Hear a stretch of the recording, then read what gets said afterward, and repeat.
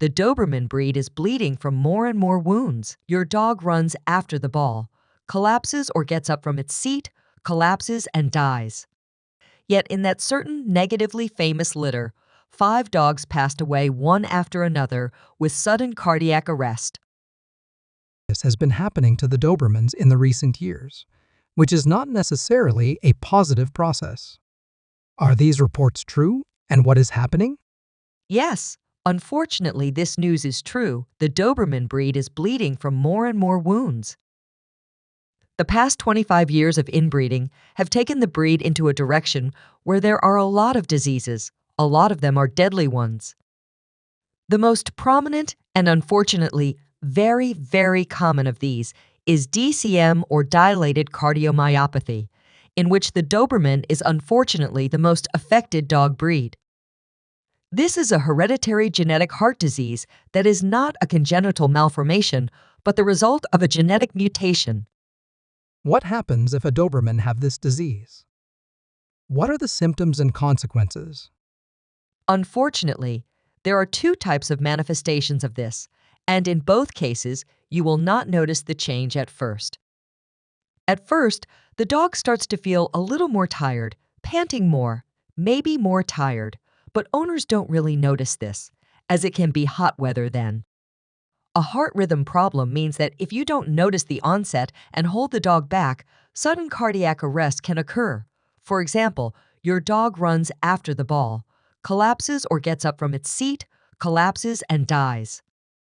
Or fall asleep in a dream completely and does not wake up unexpectedly. This heart rhythm is a confused problem. The other version is when the left ventricle of the heart is strongly stretched, the muscle wall becomes thinner, the conduction decreases, and the pumping power and ability of the heart is sharply reduced. In this case, the valve also sags slightly, so there is also a backflow, and as the heart decreases, water appears in the lungs, abdominal cavity, and around the heart. How often does this disease occur in Dobermans? How common is the problem, and what percentage of the Doberman population is affected? I don't have exact statistics on what percentage is affected. However, it is unfortunately clear that for this breed, the genetic map, which means how many genes they have, is extremely low. In fact, it is the lowest among dog breeds. 46%, which means that every second dog, regardless of whether there is no common ancestor in a pedigree within 4 or 6 generations, is still affected by this problem, so it works with the same gene base. So, they put 2 dogs together, and even though they don't have a common ancestor for a long time, they still share common genes. It can occur in any second dog, although there are completely pure pedigrees where there were long-lived ancestors. It just happened to a very famous German breeder recently, which completely shocked everyone.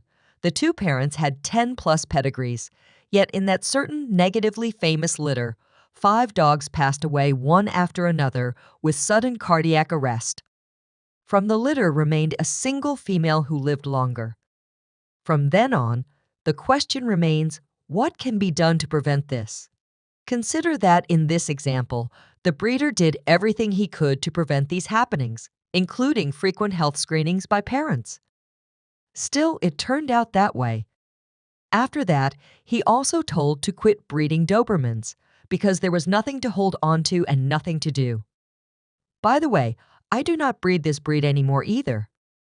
If I understand correctly, does this mean that the Doberman population has become so narrowed in gene map that it has become almost inevitable?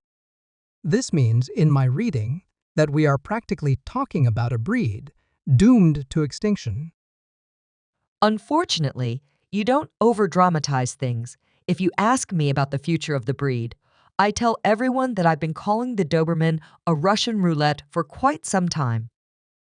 If I buy a good and lively puppy from healthy parents that suddenly goes away without warning, say, at the age of 1, 2, or 3 years, what can you say?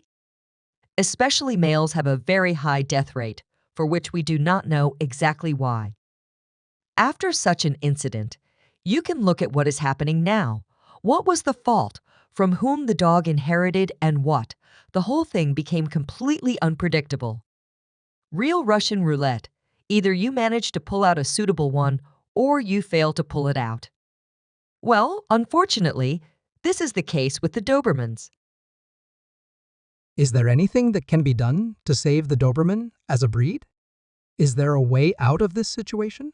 Has been suggested in several places and quite a lot of people that there seems to be no other solution than to put the breed together again, to mix in other blood, since no other attempt has been successful. The dilemma, of course, is that if all this happens, it will no longer be the same kind of Doberman as we know it today. If the situation is so serious, what advice can you give to a dog enthusiast who wants to buy a Doberman? Based on what you have said, the end result is incomprehensible, is it not? Whoever bought a puppy from us, I told everyone about this curse of this breed, that they carry this disease, and even though the parents screened in every possible way, they also have to take the puppies for screenings from about 1 year of age regularly. As a breeder, I don't hide this.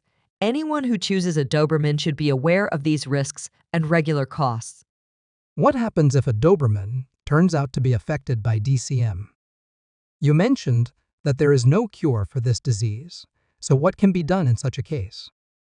Since this disease really cannot be cured, it can only be controlled for some time and to some extent. In my experience, heart rhythm problems are better treated temporarily, in which case the dog should be regularly taken for ultrasound checkups. A 24-hour observation is recommended once a year, and pacemaker medications are usually prescribed. What is particularly important is that the dog must be placed in a relaxed lifestyle so it cannot jump, run around, and most of all, it cannot get excited, so it cannot guard a house. There is no guarding or protection whatsoever. It must be provided with an environment where it does not excite itself. But this is why the vast majority of Doberman owners choose this breed, which was primarily selected for this activity. Does this mean that a dog with DCM cannot do exactly what makes a Doberman a Doberman?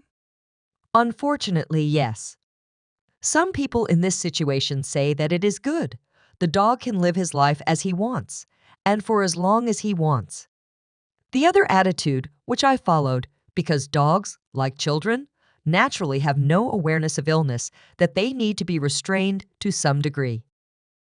They can play with each other in any way they can, but the excitement of guarding the house, which is not good for them, should be avoided as much as possible.